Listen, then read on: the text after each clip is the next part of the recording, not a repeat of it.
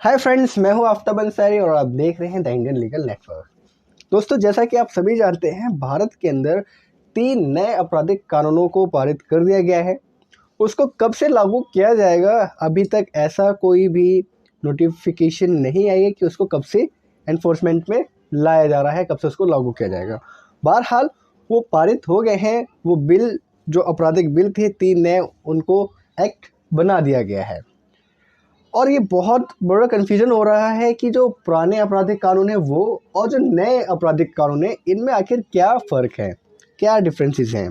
तो लास्ट का जो हमारा एपिसोड था, उसमें हमने डिस्कस करा कि आईपीसी, जो इंडियन पिनल कोड है, वो और जो नया आपराधिक कानून आया है भारतीय न्याय संहिता, इनमें क्या फ़र्क है, क्या डिफरेंसेस है, ये हमने लास्ट के एपिसोड में, लास्ट के लेक्चर्स में डिस्कस करा था।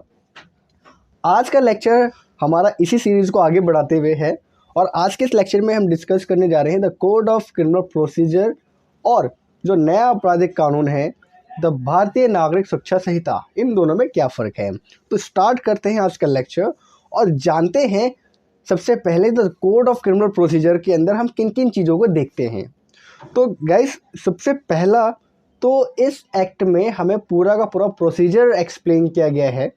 किसी भी चीज़ को या किसी भी क्राइम को इन्वेस्टिगेट कैसे किया जाए, एविडेंस को कलेक्ट कैसे किया जाए, ठीक है, किसी भी व्यक्ति को या किसी जो एक्यूज़ है उसको कैसे गिल्टी या कैसे उसको इनोसेंट प्रूव किया जाए, ठीक है, कैसे किसी को अरेस्ट किया जाए, बेल का क्या प्रोसीजर है, ठीक है, ट्रायल किस तरह से चलाया जाए। तो ये सारी चीज़ें हम इस procedure the code of criminal procedure के अंदर पढ़ते हैं। साथ ही ये जो एक्ट है हमें ये भी बताता है, ये चीज़ें बताता है कि जो पुलिस है उसका क्या काम है, जो प्रोसिक्यूटर होता है उसका क्या काम है और कोर्ट कैसे काम करती है।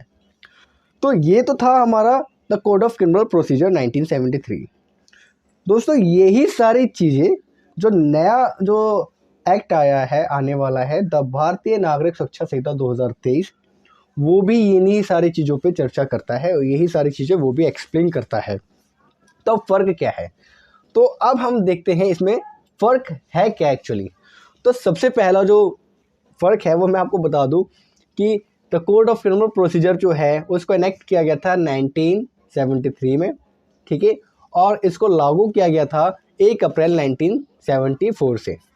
जबकि जो भारतीय नागरिक सुरक्षा संहिता है इसको इंट्रोड्यूस किया गया था लोकसभा में, भारतीय लोकसभा में इंट्रोड्यूस किया गया था 11 अगस्त 2023 को। इंट्रोड्यूस किया गया हमारे माननीय गृह मंत्री श्री अमित शाह जी के माध्यम से, इनको इंट्रोड्यूस किया गया था। इसी के साथ अगर हम आगे देखें तो the code of criminal procedure जो है, इसके अंदर टोटल 37 चैप्टर्स अवेलेबल हैं जो हम पढ़ते हैं, और साथ ही इसमें जो सेक्शंस हैं उनकी बात करूँ तो टोटल 484 सेक्शंस इसके अंदर हैं जो हम पढ़ते हैं।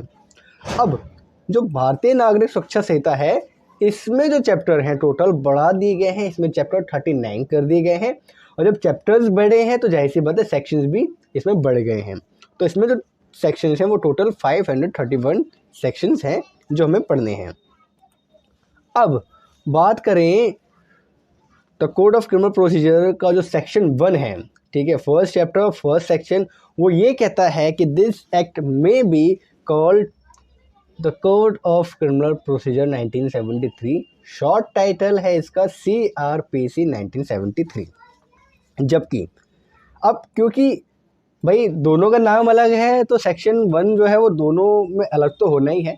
भारतीय नागरिक सुरक्षा संहिता का जो सेक्शन 1 है वो ये कहता है कि दिस एक्ट में बी कॉल्ड भारतीय नागरिक सुरक्षा संहिता 2023, शॉर्ट टाइटल है BNSS 2023, ठीक है। तो ये फ़र्क था सबसे छोटा और सबसे इम्पोर्टेंट फ़र्क था।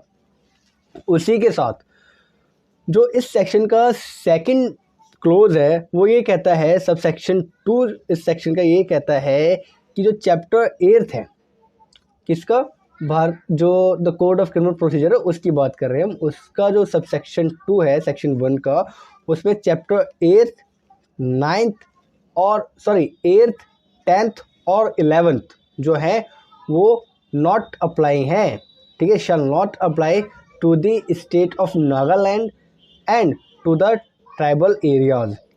इन दो जगहों पर सीआरपीसी को क्या किया गया है, नॉट अप्लाई करा गया है, वहाँ पे ये अप्लाई नहीं होगा। अब यहाँ पे जो बीएनएसएस है, भारतीय नागरिक सुरक्षा संहिता है, वो ये कहता है जो चैप्टर 9 है वो चैप्टर 11 और चैप्टर 12 जो है वो अप्लाई नहीं होंगे नागालैंड में और ट्राइबल एरियाज़ में। ठीक है, अब इन चैप्टर्स में क्या क्या चीज़ें हैं वो हम एक अलग से लेक्चर सीरीज लेकर आएंगे, उसमें देखेंगे। ठीक है, कि क्या है। बहरहाल हम आगे चलते हैं और देखते हैं जो इसका जो the code of criminal procedure का जो सेक्शन 1 का सब क्लोज 3 है, जो सबसेक्शन 3 है, वो ये कहता है कि it shall come into force on the first day of April 1974। ये हम ऑलरेडी पहले देख चुके हैं।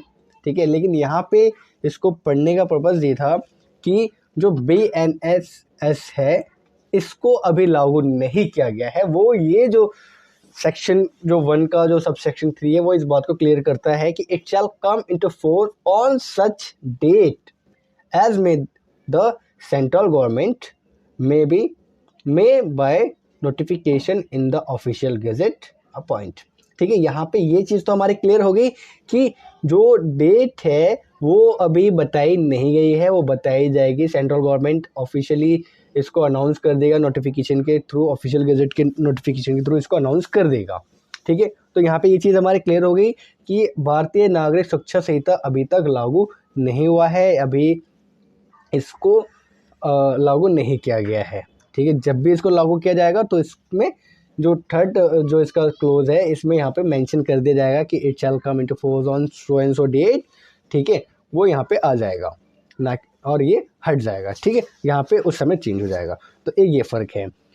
अब आगे चलते हैं, और जो इम्पोर्टेंट इसमें डिफरेंट है वो है कोर्ट के बारे में। जो क्रिमिनल कोर्ट्स हैं उसमें क्या क्या चीज़ें हैं वो है जो the code of criminal procedure में जो क्रिमिनल कोर्ट्स हैं वो बताई गई है सेक्शन 6 में।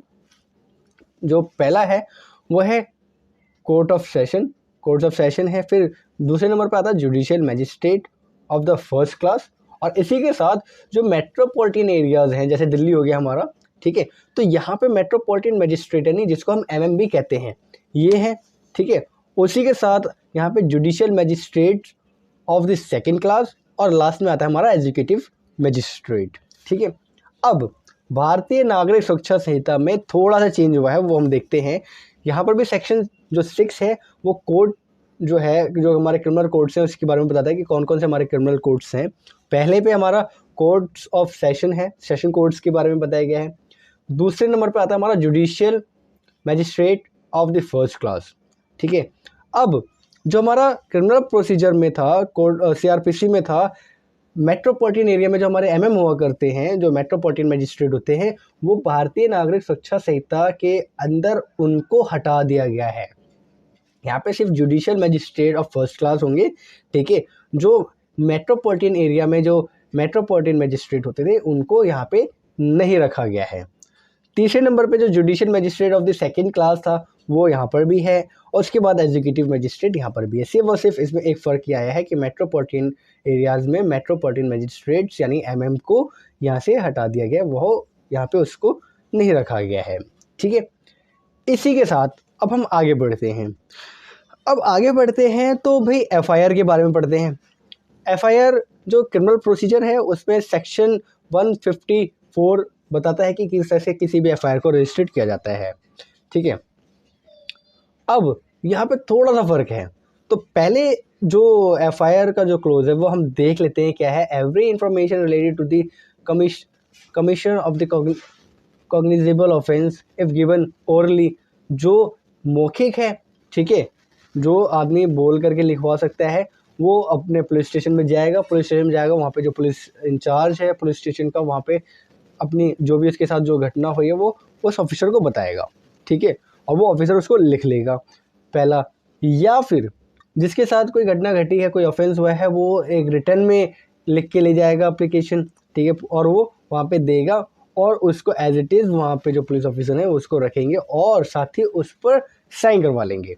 ठीक है, अगर वो ओरल दे रहा है, ओरली बता रहा है, तब जो पुलिस ऑफिसर है वो उसको लिखेगा और बाद में उसको पढ़ करके सुनाएगा और उसके बाद उस पर उसके साइन कर लेगा, ठीक है, साइन करवा लेगा और उसके बाद जो उनका रिकॉर्ड बुक होती है वहाँ पे उसको मेंटेन करेगा, ठीक है। ये था सेक्शन 154 रजिस्टर्ड जो होती है एफआईआर, उसके बारे में बताया था। अब थोड़ा सा चेंज है हमारा यहाँ पे भारतीय नागरिक सुरक्षा संहिता में। सबसे पहला जो चेंज है वो सेक्शन है, यहाँ पर जो एफआईआर लॉन्च होगी वो होगी 173 में एफआईआर को लिखा जाएगा, रजिस्टर किया जाएगा, पहला।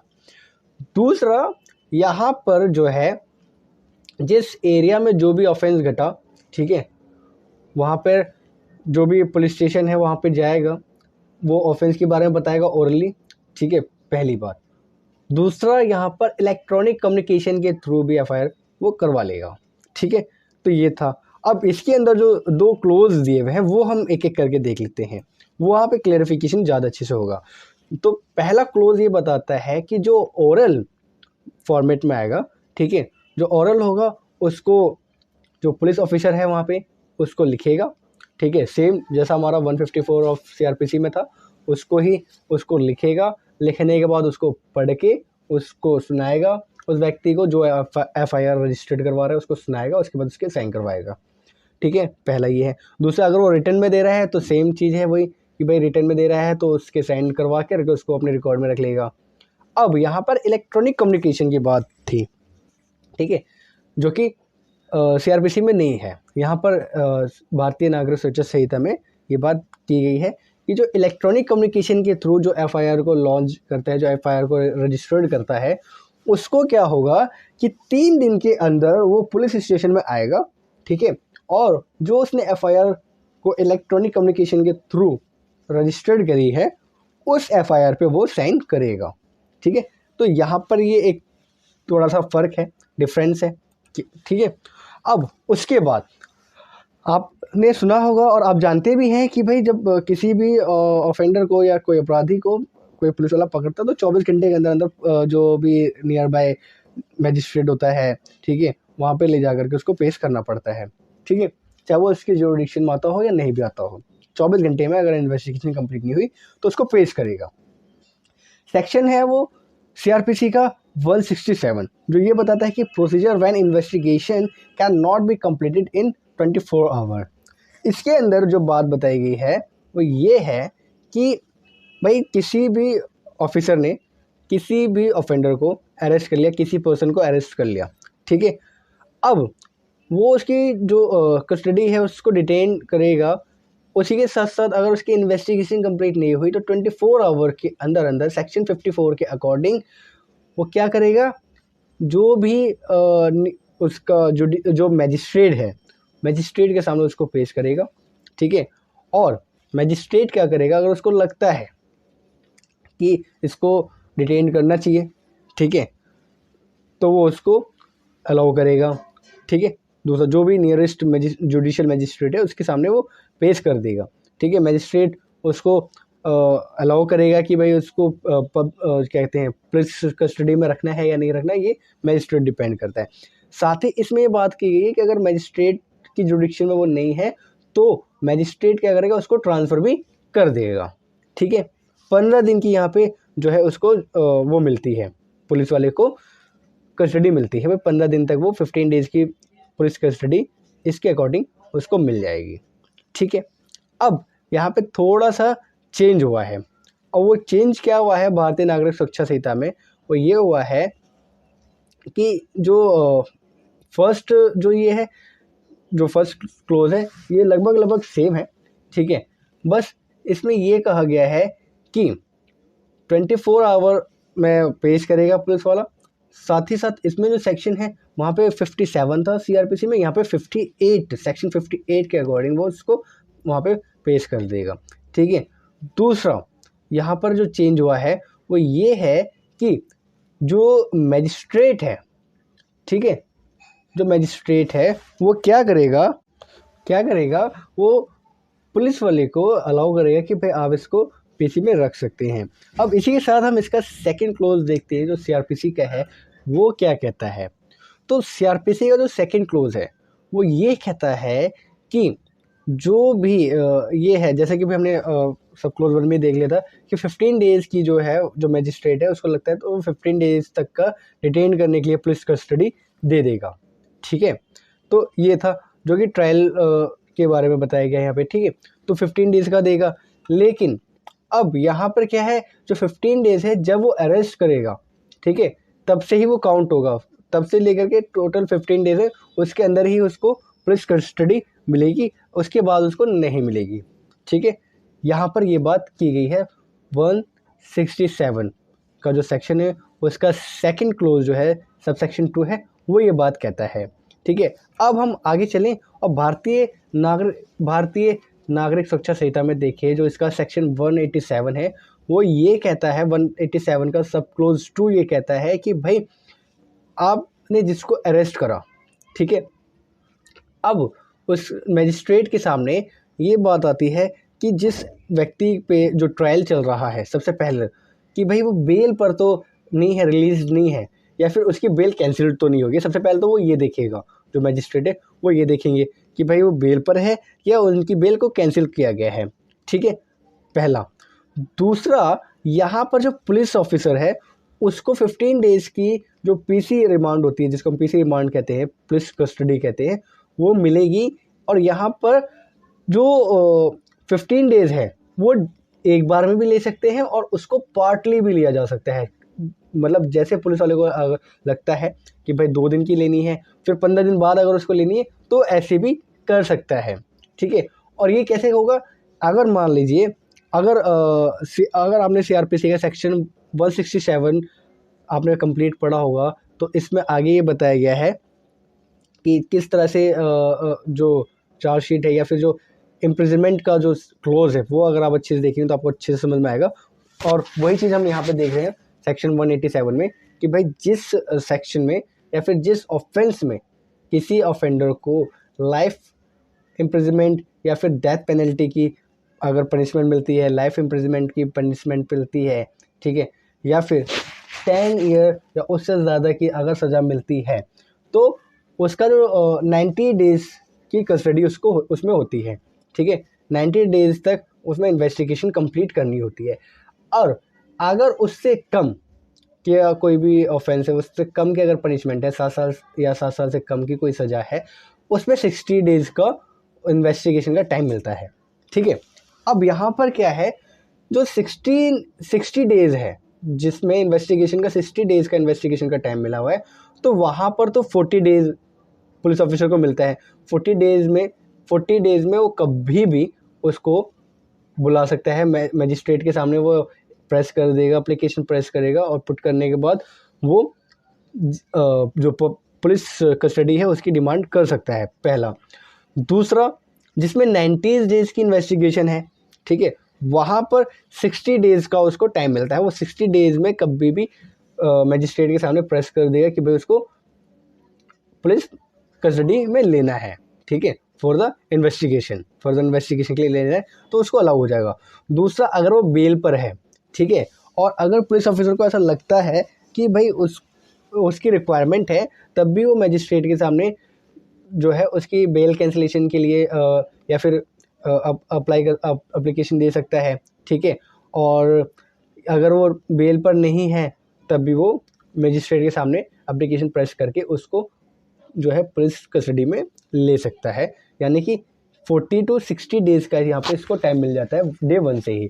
दूसरा, अगर ये एक बार में लेना चाहे तो एक बार में पूरे 15 डेज़ ले सकता है, या फिर इसको जब से जैसे उसको ज़रूरत पड़ेगी वैसे वैसे इसको ले सकता है। दूसरा, यहाँ पर जो है सिर्फ और सिर्फ कस्टडी वर्ड यूज़ हुआ है, ठीक है, तो ज़रूरी नहीं, अब यहाँ पे जो ज़रूरी नहीं है कि वो सिर्फ और सिर्फ पुलिस कस्टडी के बाद जुडिशियल कस्टडी भी हो सकती है और अदर कस्टडी भी हो सकती है।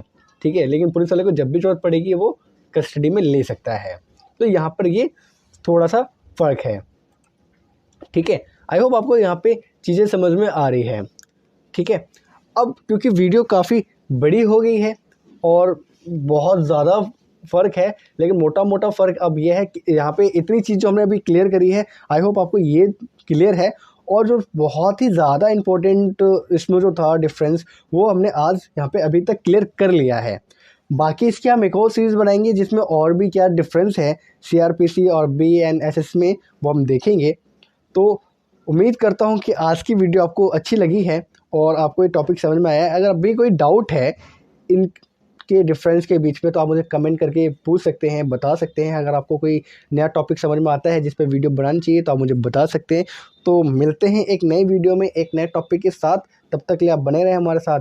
जय हिंद, जय भारत, धन्यवाद।